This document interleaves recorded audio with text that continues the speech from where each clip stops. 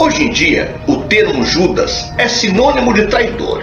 Segundo o que conhecemos, esse discípulo vendeu Jesus aos soldados romanos por mísera 30 moedas de prata, levando à morte pela crucificação. Assim, qualquer indagação sobre a existência de um Judas histórico foi suprimida por mais de 2000 anos de escritos cristãos que o colocaram no papel de vilão. Questionamentos e debates sobre a existência do homem que teria entregado Jesus para a morte são travados até hoje. Mas afinal, Judas Iscariotes, o maior traidor da história, realmente existiu? Eu sou o Sidney Góes e você está no passeio. Vem comigo, que no caminho eu te explico.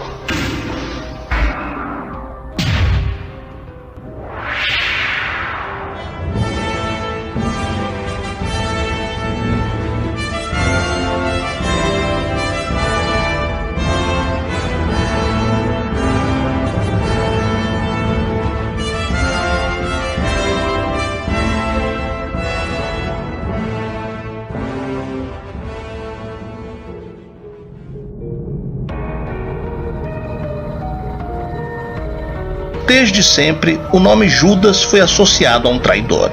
A história bíblica não lhe pinta uma boa imagem, mas alguns historiadores duvidam da veracidade de alguns fatos.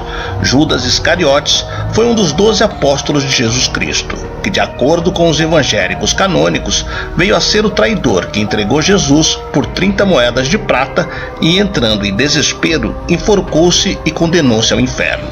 No entanto, a história deste seguidor de Cristo é algo difusa e carregada de mitos e mentiras. Historiadores realçam que não há provas de sua existência para além dos relatos na Bíblia. Ninguém conseguiu localizar nenhuma fonte de Judas que seja independente das narrativas do Novo Testamento. Aliás, mesmo na Bíblia, poucos versículos são dedicados a Judas, e eles concordam apenas em ele ser o discípulo que entregou Jesus às autoridades de Jerusalém.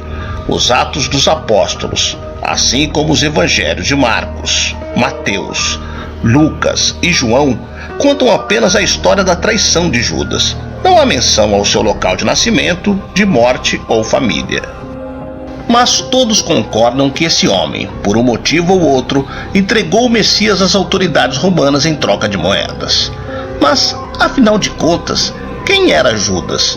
Seria ele um traidor ou um fiel discípulo de Jesus Cristo? Na história contada pela Bíblia, como forma de identificar Jesus às autoridades romanas, Judas teve de beijá-lo. Um texto egípcio com 1200 anos, traduzido em 2013, sugere que Jesus tinha a capacidade de mudar de forma, sendo por isso difícil distingui-lo.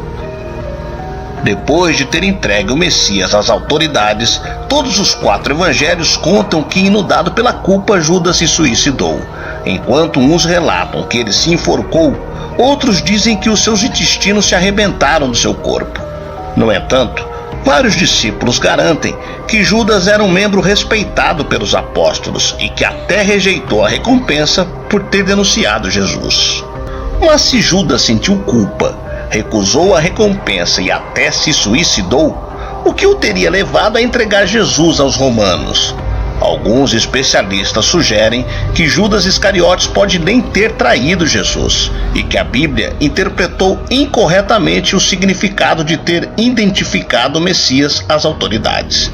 Investigadores teológicos têm uma teoria completamente diferente e sugerem que uma facção de judeus radicais, os Zelotes, queria usar a influência de Jesus para enfrentar os seus opressores romanos. Quando os zelotes viram a capacidade de Jesus de fazer o que quisesse, disseram-lhe que queriam que ele entrasse na cidade, destruísse as tropas romanas e se tornasse rei. Mas ele não queria isso, escreveu o historiador do século I, Flávio Joséfo.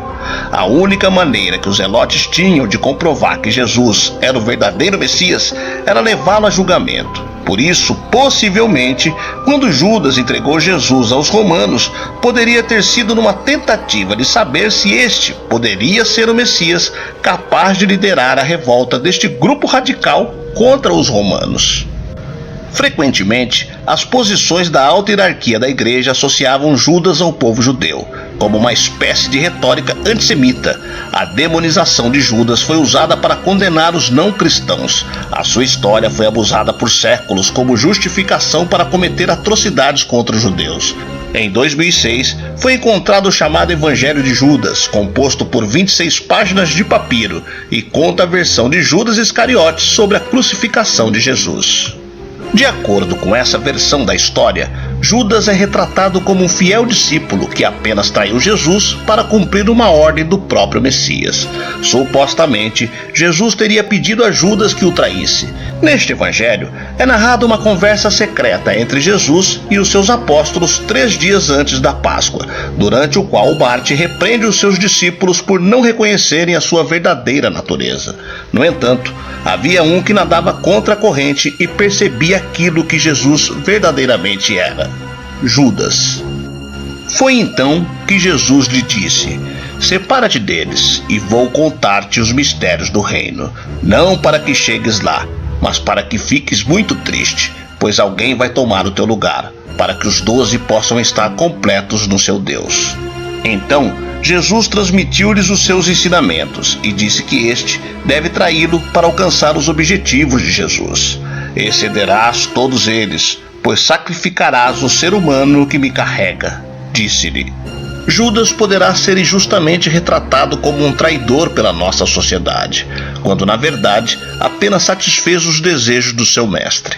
Aliás, algumas comunidades viam Judas como o discípulo favorito de Jesus. Seja como for, Judas passou a desempenhar um papel importantíssimo no lançamento e sedimentação das bases doutrinais do cristianismo, tenha ou não existido como tal conhecemos. Mas, e você? O que acha? Teria sido mesmo Judas Iscariotes um traidor ou o discípulo favorito de Jesus?